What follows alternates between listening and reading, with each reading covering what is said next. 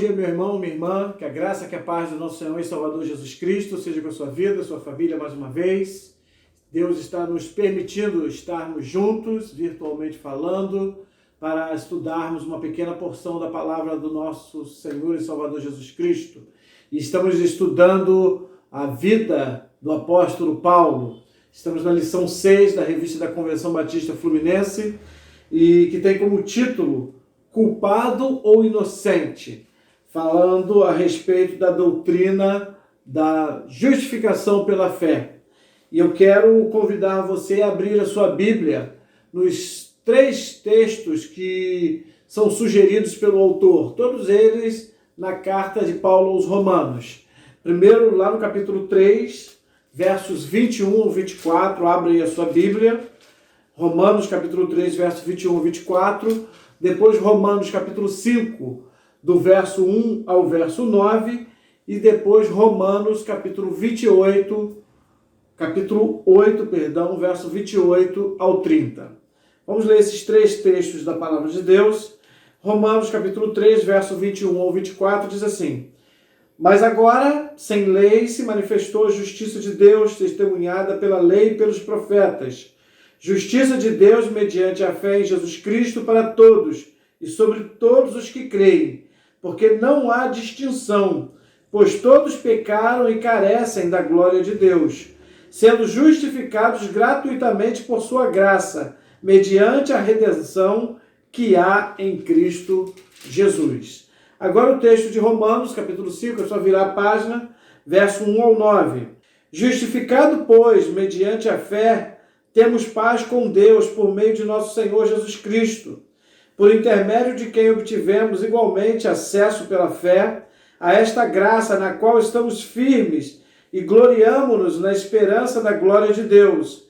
E não somente isto, mas também nos gloriamos nas próprias tribulações, sabendo que a tribulação produz perseverança, e a perseverança, experiência, e a experiência, esperança.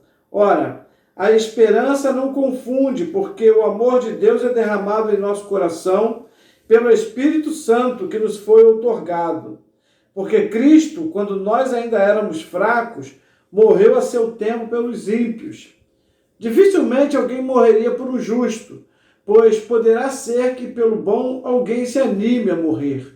Mas Deus prova o seu amor para conosco, pelo fato de ter Cristo morrido por nós, sendo nós ainda pecadores. Logo, muito mais agora, sendo justificados pelo seu sangue, seremos por ele salvos da ira.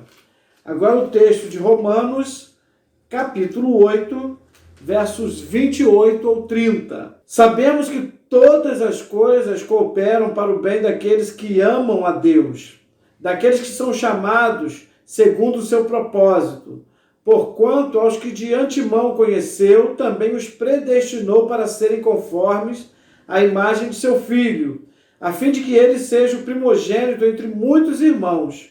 E aos que predestinou, a esses também chamou. E aos que chamou, a esses também justificou. E aos que justificou, a esses também glorificou. Culpado ou inocente? Esse é o tema da lição, do estudo de hoje. Eu não sei como você se considera diante de Deus, eu não sei, pode ser que também você que está me ouvindo nessa manhã tenha alguma dificuldade de entender isso, né? E é sobre exatamente isso que a gente vai falar, na doutrina da justificação pela fé. Como é que um homem pecador, ele pode ser absolvido, ele pode ser justificado diante de Deus, né? E o autor da lição, ele começa mencionando na sua parte introdutória, justamente falando sobre Lutero, que estava angustiado, né, com o texto de Romanos capítulo 1, versos 16 e 17, que falam justamente a respeito dessa doutrina, a doutrina da justificação pela fé. E como a gente viu nos 3 textos que nós acabamos de ler da mesma carta de Paulo aos Romanos, não é só aquele texto, né? Existem outros textos que fazem menção a essa importante doutrina, né? que mencionada por Paulo, né, nessas oportunidades, mencionados também por outros escritores sacros. E falando de Paulo, o autor menciona que Paulo ele vai falar a respeito dessa doutrina também lá no livro de Atos, né? Quando ele estava lá na cidade de Antioquia da Pisídia, e aí em Atos capítulo 13, verso 39, o apóstolo Paulo também faz menção dessa importante doutrina, que é o nosso objeto de estudo de hoje, né? A doutrina da justificação. Somos justificados pela fé ou pelas obras, né? Como alguns, você sabe, creem, né? Como é que uma pessoa que fez tantas coisas erradas, e talvez esteja aí uma das grandes dificuldades da humanidade em geral, como é que uma pessoa que já fez tantas coisas erradas, né? Já matou, já roubou, já fez N coisas, essa pessoa, uma vez convertida ao cristianismo, ao evangelho, aceitando a Cristo como Senhor e Salvador da sua vida, como é que ela pode, de repente, então, ser justificada, ser salva, ser absolvida por Deus?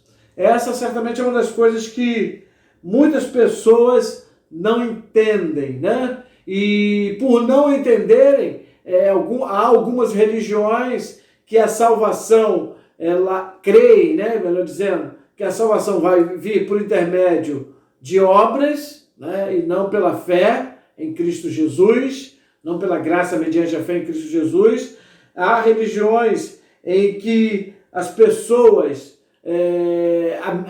a salvação vai ser ministrada às pessoas por alguma instituição religiosa ou também por alguns líderes, né? Um grupo de líderes ou pelo líder religioso daquela determinada religião ao qual aquela pessoa está fazendo parte. Indo para a palavra de Deus, que é a nossa regra de fé e prática, a gente percebe que no meio desse contexto que a gente vive no mundo afora, onde um pensa uma coisa, outro pensa outra, a gente percebe que Deus, através da sua palavra, Ele nos dá um norte, Ele nos dá uma direção, e que a gente não pode sair dessa direção, não podemos abandonar o nosso foco de maneira alguma, e é isso que a gente vai ver na lição.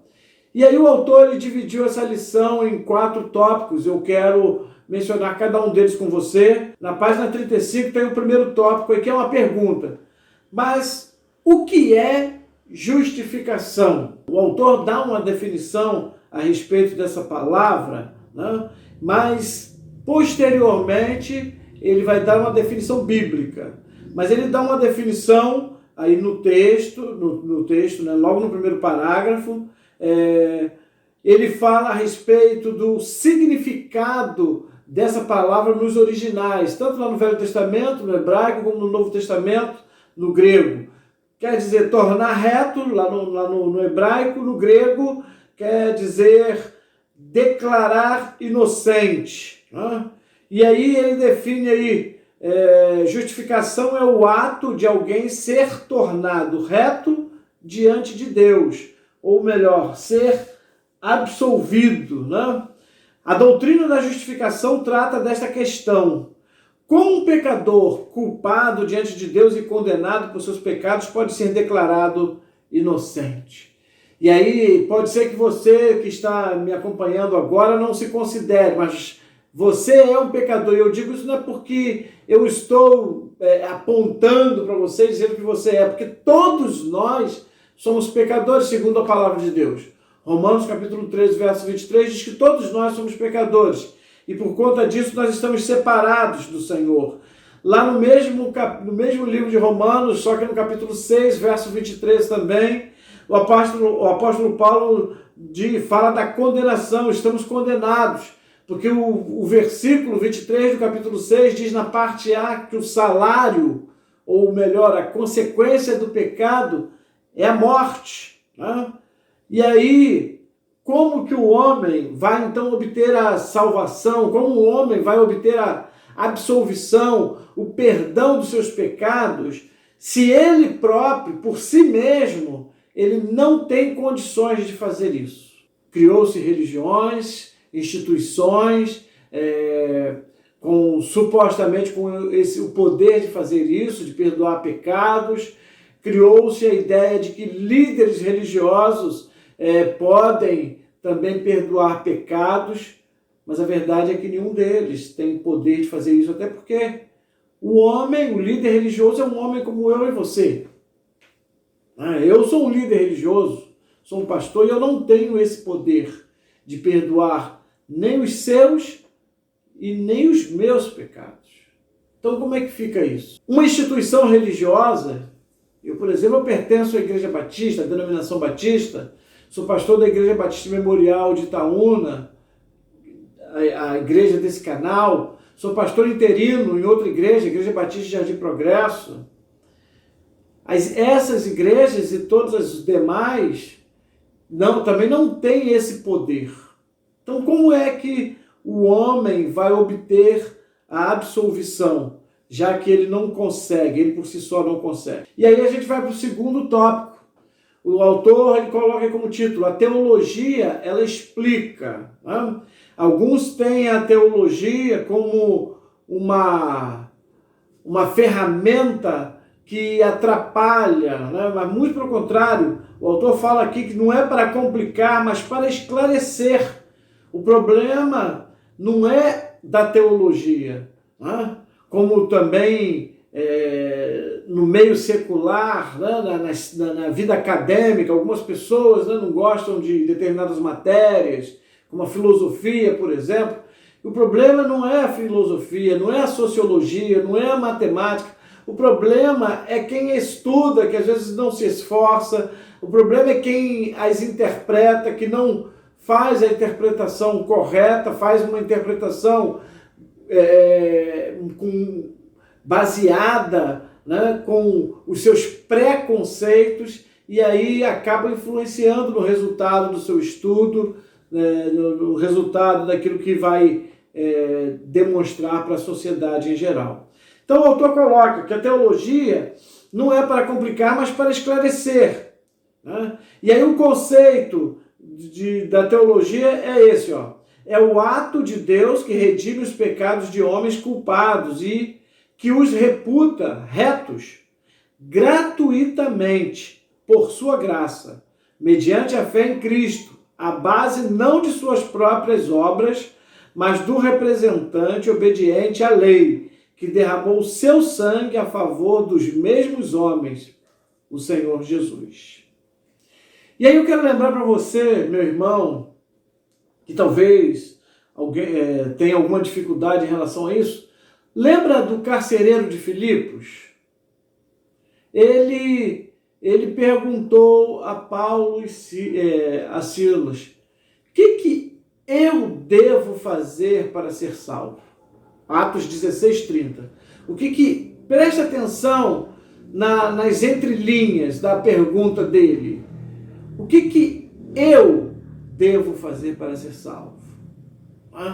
É óbvio que ali ele estava preocupado, sim, com a sua alma, em ser salvo. Ele tinha entendido a mensagem que ele ouvira durante a madrugada, através de Paulo e Silas cantando lá perto da meia-noite, louvando a Deus, orando. Ele e os demais presos haviam entendido que a salvação era por intermédio de Jesus. Eles já tinham crido, mas no seu entender, ele precisava fazer alguma coisa, alguma obra para que ele pudesse ser salvo. E aí ele vai perguntar: o que eu devo fazer para ser salvo? E a resposta de Paulo, no verso seguinte, é o verso 31 de Atos 16, creia no Senhor Jesus Cristo e serás salvo. E assim aconteceu, segundo a história, ali se inicia a igreja na cidade de Filipos, que depois vai receber uma carta do apóstolo Paulo. O autor continua dizendo aí: poderemos voltar a essa definição e relê-la outras vezes. Mas agora vamos ver agora sobre que passagens bíblicas ela foi construída. E aí ele faz menção a 3 passagens bíblicas. Uma de Romanos, capítulo 3, verso 23 a 26, que diz assim, Romanos 3, verso 23 a 26. Pois todos pecaram e carecem da glória de Deus, sendo justificados gratuitamente por sua graça, mediante a redenção que há em Cristo Jesus, a quem Deus propôs no seu sangue como propiciação, mediante a fé, para manifestar a sua justiça por ter Deus, na sua tolerância, deixado impunes os pecados anteriormente cometidos, tendo em vista a manifestação da sua justiça no tempo presente, para ele mesmo ser justo e o justificador daquele que tem fé em Jesus. E aí nesse texto, o autor coloca aqui que Paulo apresenta Deus como sendo justo. Deus é justo e atribui justiça gratuita pela sua graça, verso 24, por meio da fé, verso 25. Quando isso acontece, ele deixa de lado os pecados cometidos, verso 25. Deus é o agente, ele propôs, por sua graça, por sua paciência. Ele também é o justificador. O homem por si só não consegue absolvição diante de Deus. Deus o absolve quando ele crê em Jesus Cristo. Então, o homem por si só não consegue a absolvição. Ela vem por intermédio de Jesus Cristo. E Paulo, mesmo Paulo diz na carta aos Efésios, num texto bastante conhecido, que a salvação é pela graça mediante a fé em Cristo Jesus. Então, a salvação, a absolvição é um presente de Deus para mim e você. Nós não merecemos e por si só nós não temos condições de resolver o problema. Mas Deus, pela sua infinita bondade e misericórdia, conforme diz a sua palavra, ele se fez carne, habitou em nosso meio, ele é o justo que morreu pelos nossos pecados, nos proporcionando um sacrifício perfeito, e também é o justificador, aquele que vai justificar todo aquele que se rendeu aos pés do Senhor e Salvador Jesus Cristo no dia final diante de Deus. O segundo texto que eu quero ler para você, capítulo 4, versos 5 ao 8, eu já tinha até aberto, diz assim o texto, Romanos capítulo 4, versos 5 ao 8. Mas, ao que não trabalha, porém crê naquele que justifica o ímpio, a sua fé lhe é atribuída como justiça. E é assim também que Davi declara ser bem-aventurado o homem a quem Deus atribui justiça, independentemente de obras. Bem-aventurado aqueles cujas iniquidades são perdoadas e cujos pecados são cobertos. Bem-aventurado o homem a quem o Senhor jamais imputará pecado. E aí, nesse segundo texto, há uma comparação, né? O salário do trabalhador não é um favor, mas um dever, O trabalhador merece, mas Deus nos justifica não pelo nosso mérito, mas se temos fé em Jesus. Tá? E aí ele cita aqui Romanos 5:1, justificado, pois, pela fé tenhamos paz com Deus, por nosso Senhor Jesus Cristo. Então, quando o homem aceita Cristo como Senhor e Salvador da sua vida, ele é justificado automaticamente por Jesus diante de Deus. Ele deixa de ser réu. Deixou de ser pecador? Não, ele continua sendo pecador. Até porque, lembra do texto que Paulo fala, Romanos 3:23? Todos nós somos pecadores e por isso estamos separados da glória de Deus. Paulo diz que ele também é pecador. Mas nós somos pecadores redimidos. O pecador redimido, ele não tem prazer em cometer o pecado. O pecado na vida dele é um acidente. É um acidente de percurso. Tanto é que ele se arrepende. O Espírito Santo fala ao coração dele, Marcos César, você errou. E aí ele se arrepende e confessa o seu pecado, os seus pecados ao Senhor. E vai trabalhar dali por diante para não mais cometê-los. Tá? Então é isso. Em Romanos, o outro texto também, Romanos capítulo 5, verso 18, eu queria ler. Pois assim como por uma só ofensa veio o juízo sobre todos os homens para condenação, assim também por um só ato de justiça veio a graça sobre todos os homens para a justificação que dá vida. Então fica bem claro aí nesse texto de Romanos 5, verso 18, que a obra de Cristo se tornou o ato que nos justifica, né? Ou seja, ele nos declara isentos de culpa. O diabo, ele vai acusar, mas fulano fez isso, mas fulano fez aquilo outro. E Jesus vai justificar. Ele fez, se é que fez, né? Mas se arrependeu. Ele confessou e não tornou mais a fazer. Ele fez aquilo outro, mas se arrependeu. E por aí vai. Se não fosse assim, se não fosse por essa ação de Jesus, conforme a gente viu na lição anterior, a mão amiga de Deus, nós estaríamos perdidos. Então não é mérito nosso, mas é mérito do Senhor em nosso favor. O terceiro tópico tem como título: um juiz, um tribunal e um réu. A vida, ela é composta, dentre outras coisas, disso. Nós estaremos diante de um tribunal e estaremos nessa condição de réu, né? E haverá ali um juiz que vai nos julgar, nos julgar baseado nas nossas atitudes enquanto estamos em vida aqui na Terra. O autor ele menciona aí que alguns questionam a doutrina, alegando que a linguagem é de tribunal, e é mesmo. A linguagem é de tribunal. As figuras de juiz, tribunal e réu estão presentes na Bíblia. E aí ele faz menção a alguns textos aqui. Ele cita aqui Gênesis capítulo 18, diz assim o texto: longe de ti o fazeres tal coisa, matares o justo com o ímpio, como se o justo fosse igual ao ímpio. Longe de ti, não fará justiça o juiz de toda a terra?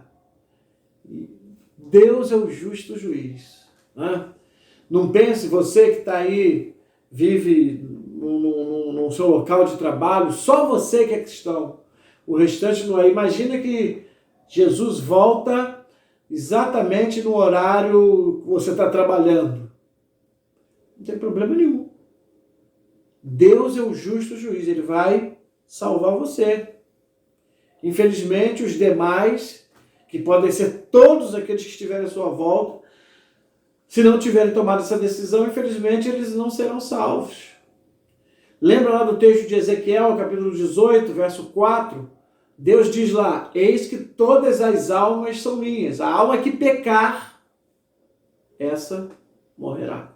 Então, não é o castigo, né? Vamos usar essa expressão que é um pouco forte, não é para todos, né? Mas é para aqueles que, infelizmente, viverem a vida aqui na face da terra, partirem nessa condição de pessoas desobedientes a Deus, pessoas que não obedeceram a sua lei, que não obedeceram a sua palavra.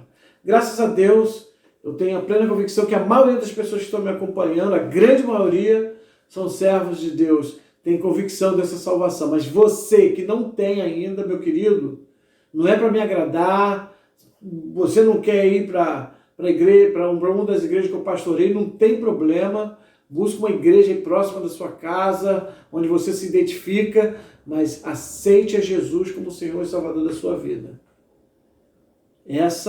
Esse é o único meio para você ser absolvido. Então há um juiz, há um tribunal também diante do qual todos nós vamos comparecer. E aí vamos voltar lá em Romanos capítulo 14. Romanos capítulo 14, verso 10 ao 12. Romanos, abra aí a sua Bíblia ou anote o texto para ler depois. É importante que você leia, porque a gente está estudando a palavra. Não é aquilo que o pastor está dizendo, não. Romanos capítulo 14, verso 10 ao 12. Olha só que texto interessante. Tu, porém, por que julgas teu irmão? E tu, por que desprezas o teu? Pois todos compareceremos perante o tribunal de Deus. Como está escrito: por minha vida, diz o Senhor, diante de mim se dobrará todo joelho, e toda língua dará louvores a Deus. Assim, pois, cada um de nós dará contas de si mesmo. Então, olha só, o texto fala que o texto nos mostra que há um tribunal diante de Deus, diante do qual todos nós vamos comparecer. Ah, pastor, mas olha, eu sou uma pessoa boazinha. Você vai comparecer diante de Deus, diante desse tribunal, para ser julgado, inclusive. Você pode ser uma pessoa boazinha e isso é o mínimo que você e eu podemos fazer. Agora, o importante é aceitar a Cristo como Senhor e Salvador. O ser bonzinho, ser boazinha, deve ser consequência do fato da gente ter uma vida unificada, se é que a gente pode dizer assim, com aquele que de fato é bom, que é Jesus Cristo, que morreu a nossa morte em nosso lugar. O texto também fala que há um réu. Quem é esse réu? Eu e você, nós. Pecadores como somos, só poderia ser a gente, eu e você. Você lembra do texto de Romanos 3,23, porque todos pecaram, já foi mencionado umas 2, 3 vezes aqui, porque todos pecaram, destituídos estão da glória de Deus. Todos nós somos pecadores. Ah, pastor, mas eu não fiz nada de errado, eu não cometi nenhum erro. Olha só, eu e você, nós não temos características físicas dos nossos pais. Nós herdamos também características espirituais dos nossos pais na fé. Adão e Eva, quer você queira, quer não. Eu também não estava lá no Jardim do Éden. Eu também não desobedeci a Deus, literalmente falando, naquela oportunidade. Mas eu e você estávamos sendo representados ali. Estava toda a humanidade naquela ocasião. Por isso que toda a humanidade hoje, ela sofre com as consequências do pecado. E toda a humanidade, a criança, quando nasce, ela já nasce com essa tendência pecaminosa. Entendeu? Então, não adianta a gente tentar se fazer de vítima. A gente está nessa condição mas a gente não é culpado. Nós somos culpados, sim. Todos nós somos. E aí o autor, como que para enfatizar, que ele coloca assim no último parágrafo do 3º tópico. Este é o quadro. Somos pecadores, estamos condenados por um justo juiz e um dia prestaremos contas a ele. Não temos como escapar, mas Deus nos absolve. E ele coloca em parênteses, justifica pela sua graça por meio de nossa fé em Jesus. Esse texto, essa afirmação dele está baseada em Efésios 2, versos 8 e 9. Por último, o 4º tópico, ele coloca aqui, quais são então os efeitos da justificação? Né? O homem é culpado, é pecador, mas ele aceitou a Cristo como Senhor e Salvador da sua vida. Então ele é justificado diante de Deus. Quais são as consequências que isso vai trazer? E aí coloca aqui, o primeiro de todos é livrar-nos da condenação. Ela responde à questão, como me salvar? Somos justificados, perdoados pela fé em Cristo. Israel tentou a justificação pela lei e não conseguiu. Nós, gentios, ou seja, nós que não fomos nascidos, não pertencemos a nenhuma tribo das tribos de Israel, nós, gentios, recebemos a justificação porque não dependemos da lei. Cristo justifica o pecador. É fácil ser justificado. E aí, eu quero ler o último texto que ele sugere aqui, que é de Romanos 10, quando acontece aquele episódio lá na casa de Cornélio, Romanos 10, versos 8 ao 11, ele diz assim, porém, que se diz? A palavra está perto de ti, na tua boca e no teu coração, isto é, a palavra da fé que pregamos.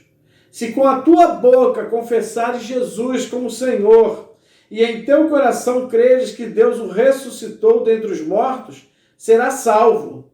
Porque com o coração se crê para a justiça, e com a boca se confessa a respeito da salvação. Porquanto a Escritura diz, todo aquele que nele crê não será confundido. Olha só, é muito provável que algumas das pessoas que estão me acompanhando agora e que ainda não declararam a sua fé em Cristo Jesus, mas talvez já tenha até feito.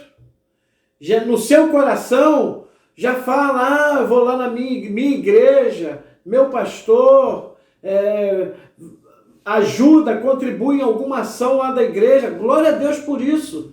Mas está faltando você tornar isso público. Olha o que o texto diz, o verso 9, se com a tua boca confessares a Jesus como Senhor, e em teu coração creres que Deus o ressuscitou dentre os mortos, serás salvo.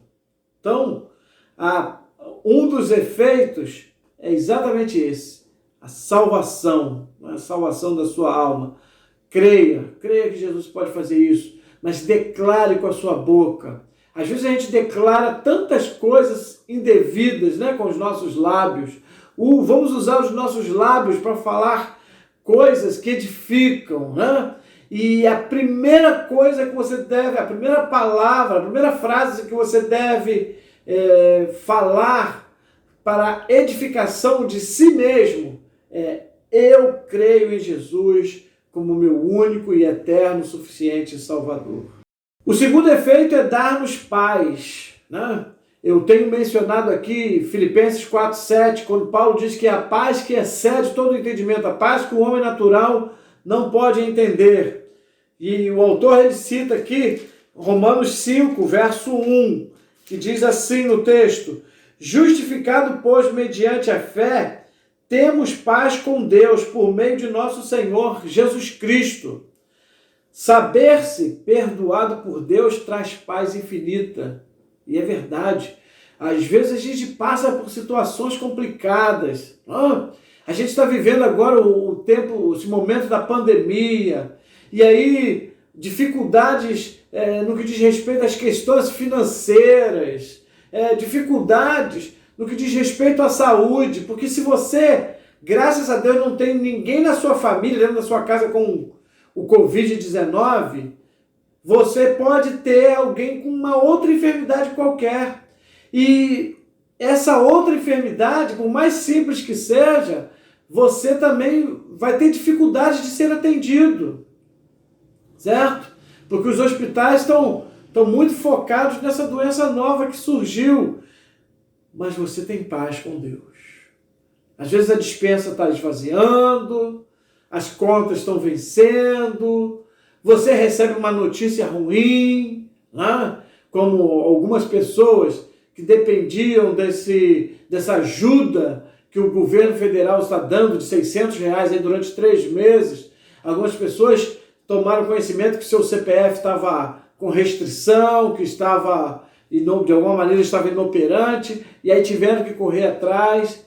Mas quem é servo de Deus, quem é salvo, vive em paz. 1000 caem ao seu lado, 10.000 à sua direita, mas essa pessoa não será atingida espiritualmente falando, porque ela está em paz com Deus. Ela está tranquila. O terceiro efeito que o autor menciona é o seguinte: o terceiro é produzir em nós o desejo de santificação, de abandonar o pecado. Alguém poderia perguntar, mas se eu fui perdoado, se Deus usa de graça, posso pecar à vontade? A resposta é não. A justificação faz de nós novas pessoas. Né? Aí o autor cita aqui Romanos 5, verso 1 ao 7, eu li o verso 1 agora. Eu quero lembrar do texto também de Paulo, 2 Coríntios 5,17, aquele que está em Cristo, nova criatura é, as coisas velhas se passaram, o pecado é algo que não faz mais parte da sua vida como fazia anteriormente.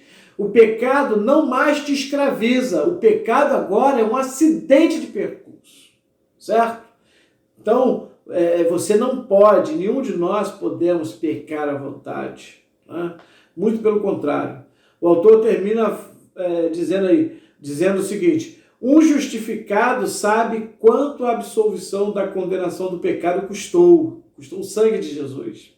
Para ele, nada, mas para Deus, muito. Custou a vida do seu único Filho, Jesus Cristo. E ele cita João 3,16. Porque Deus amou o mundo de tal maneira que deu o seu Filho unigênito para que todo aquele que nele crê não pereça, mas tenha a vida eterna. Não? Ser justificado é uma bênção de Deus. É um ato que começa primeiro com a ação de Deus e termina, é concluído com a ação do homem em desejar se submeter à palavra de Deus de agora por diante. E com isso ser transformado por Jesus Cristo e se tornar uma nova criatura. Um homem que é pecador ainda, sim, que é pecador, mas um pecador redimido. Um pecador que não vai ter prazer em cometer o pecado. Acidentalmente ele vai cometer o pecado, sim, mas ele vai se arrepender e vai trabalhar, vai ser mais vigilante para não tornar nunca mais a cometê-lo em nome de Jesus. Então, como o autor fala que ser justificado é uma bênção extraordinária, mas ninguém pode ser justificado por ninguém, bem como ninguém pode dar justificação a outra pessoa. É uma experiência pessoal que cada um deve fazer diante de Deus, com contrição, consciente do valor da obra salvadora de Jesus Cristo. Ele morreu pelos nossos pecados e por sua morte temos salvação. Em Cristo somos perdoados. Em Cristo Deus nos declara inocentes. E aí ele cita Romanos 8:1. Nenhuma condenação há para os que estão em Cristo Jesus, que não andam segundo a carne, mas segundo o Espírito. Esse texto, segundo o autor, deveria estar sempre presente em nossa mente, como um instrumento que conduz o pensamento, mas como recordação da graça de Deus em Cristo Jesus. Amém, queridos? E eu quero concluir mencionando aqui três coisas, aqui resumindo aqui três coisas que o autor fala aqui no final da sua lição, na página 37. Primeiro, entenda a graça de Deus. Todo homem precisa entender isso. Graça, favor imerecido, presente que Deus dá a mim e a você. Um presente que nós não merecemos, mas que Deus, pela sua infinita bondade e misericórdia, nos dá, Ele nos concede. Tá? O fato de eu ser crente, cristão há 25 anos, há mais de 25 anos, o fato de eu ser pastor, de eu ter um título, né? Ou de alguma outra pessoa, não a coloca numa posição superior à sua. Todos nós somos totalmente dependentes da graça de Deus. O que nos difere é que eu estou admitindo isso. O meu irmão em Cristo, minha irmã em Cristo que está me acompanhando agora, eu tenho a plena convicção que você também admite isso. Agora eu não sei você, que ainda não aceitou Jesus como Senhor e Salvador. Então entenda a graça de Deus. Quando você entender a graça de Deus, você vai entender, por exemplo, aquilo que aconteceu com aquele ladrão, um daqueles ladrões lá na cruz do Calvário, que tinha feito N coisas erradas, que tinha roubado, e aí estava ali, condenado à sentença mais dura da época, que era a morte de cruz. Mas aquele homem se converteu ali na cruz do Calvário, quando ele disse para o seu amigo: nós estamos aqui porque merecemos, mas este não fez mal algum para estar aqui.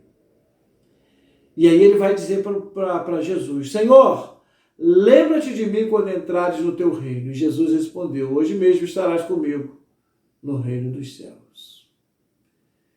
Aquele homem não devolveu o dízimo, aquele homem não fez evangelismo, aquele homem não cantou no coral, não dirigiu o culto, não pregou, mas ele aceitou a Cristo como Senhor e Salvador. Ele se converteu em tempo ainda, em vida. Por isso, ele recebeu da graça de Deus. Entendeu? Você também pode receber da graça de Deus. E enquanto nós estivermos, como eu recebi, enquanto nós estivermos aqui na face da terra, nós então vamos nos submeter ao Senhor. Próximo passo, se batizar. Não? Você já se aceitou a Cristo como Senhor e Salvador? Deus falou no seu coração nessa manhã e você quer se reconciliar com Deus? Amém. Glória a Deus por isso. Então, agora, sirva o Senhor em alguma igreja. E aí, depois que você tiver a convicção de que é naquela igreja que você quer servir ao Senhor, se batize. Tá? Se batize, testemunhe, fale de Jesus para as pessoas. Se você tiver oportunidade, canta no coral, canta no Ministério do Louvor, ajuda na cantina, ajuda... Deus vai mostrar qual é o seu ministério na área de educação religiosa. Né? Faça com aquilo que você, como um servo de Deus, uma serva de Deus, tem que fazer de agora por diante, enquanto você estiver aqui na face da terra.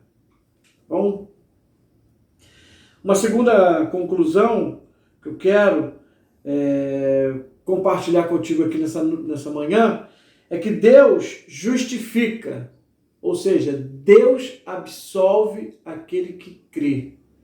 E Deus faz isso de maneira indistinta. Paulo diz na carta aos Romanos que o Evangelho é o poder de Deus para todo aquele que nele crê. Tanto faz se é judeu ou gentio. Tanto faz se estamos em pandemia ou não. Tanto faz se você é rico ou pobre, gordinho ou magrinho, homem ou mulher.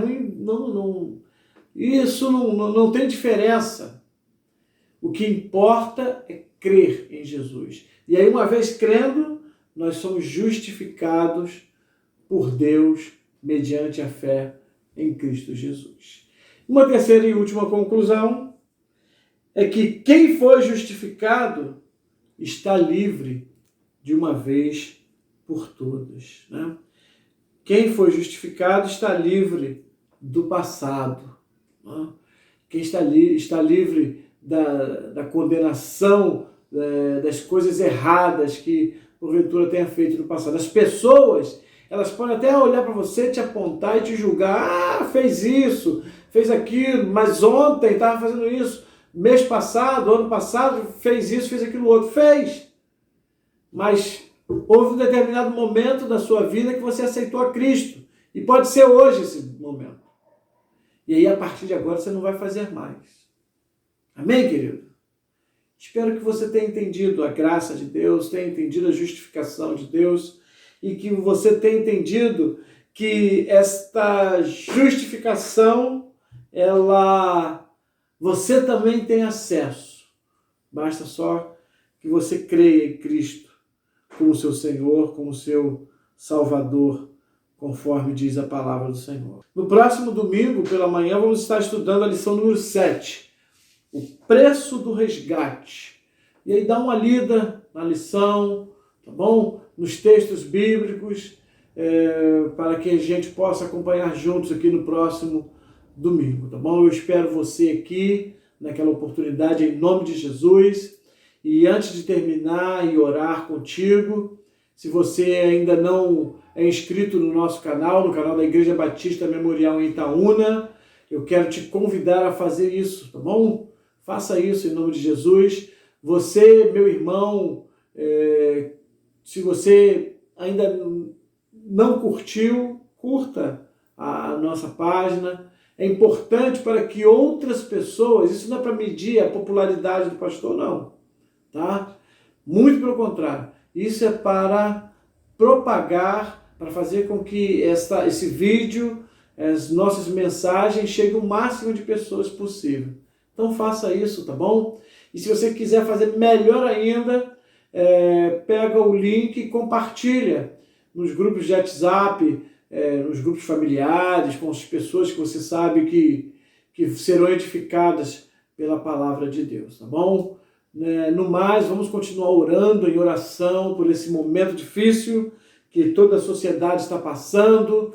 Vamos continuar orando pelos nossos irmãos que estão enfermos. Eu não vou mencionar o nome deles, mas você conhece, você que é da igreja sabe. Mas você que está nos acompanhando agora, você pode deixar seu pedido de oração aí no chat, ou de preferência lá nos comentários, tá? E que a gente vai ter o maior prazer de estar vendo, anotando e estar compartilhando com o restante da igreja o seu pedido de oração, tá bom? No mais, espero que Deus continue te abençoando e que esse momento seja abreviado em nome de Jesus, para que possamos o mais breve possível estarmos juntos, porque eu estou com saudades de você, saudades de olhar para você olho no olho, tá bom? Deus abençoe. Abaixa aí sua cabeça. Pai, em nome de Jesus te agradecemos pela oportunidade de estudarmos a Tua Palavra, te pedimos, ó Pai, pelo culto de logo mais, quando o Senhor estará usando o irmão Marcelo, a irmã Renata, toma eles nas Tuas mãos, para que eles sejam instrumentos nas Tuas mãos para abençoar e edificar nossas famílias, ó Pai. Seja, Pai, com esse meu amigo, essa minha amiga que está nos acompanhando nesta manhã, ó Pai. Toma essa vida nas Tuas mãos, que Teu Santo Espírito esteja falando de maneira poderosa a esse coração, de maneira que ele venha declarar publicamente a sua fé em Cristo Jesus. E que nós, como igreja, sejamos instrumentos nas Tuas mãos para abençoar essa vida e, consequentemente, a sua família. Essa é a nossa oração e a fazemos no poder do nome de Jesus.